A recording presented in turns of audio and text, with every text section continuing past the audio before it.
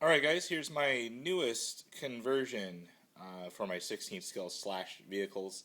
You may have remembered I had originally bought, of course, the Ken Block version right there. Wanted to get an off-road rally car, so I ended up buying a brushed version of a Slash 1/16th and put on, it's going to look kind of weird here, but put on the little Pro Line rally body on this thing, and found out I was running the bumper from the rally vehicles and kind of modified it, and it really just chewed the front end of this thing up. And you'll see on the body here, let me get this thing out of the way, but you know, got some splitting right there, splitting all across the front. The front is just bashed in, and then a few last times that I landed, I ended up splitting the whole back end of the thing here. So you can kind of see some rolling right there, and I really chopped the body up so it had the ground clearance, but in the end, the off-road rally thing did not work too good. So anyways, got rid of that thing. I put on all of the old Slash parts that I had from this thing. This was a brush Slash that I picked up on Craigslist for $60.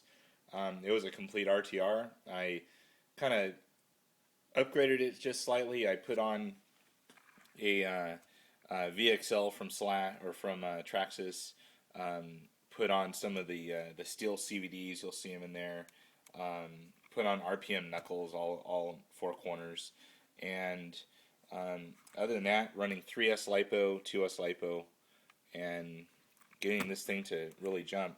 I've decided to go ahead and leave the little rally blocks on there from Tamiya. They seem to tract a little bit better than the stock Slash wheels. They seem to have a little bit more play and body roll when you're really getting into the corners. So gonna leave on the Tamiyas. As far as the height of those things, you can see that Tamiyas are just slightly taller, so not too bad. And just running the body that came with it, the little #1 Welchel body. And the one thing that I've noticed on this 1/16 Slash is, and I saw this in also Squirrel's video, is this front bumper sucks. It's like it was an afterthought of Traxxas. It's not connected to anything on the bottom. It's just connected to that little round little bumper thing right there. So haven't broke it yet, but I think it's going to definitely be in the works to breaking something soon. So other than that, had some major rear diff issues.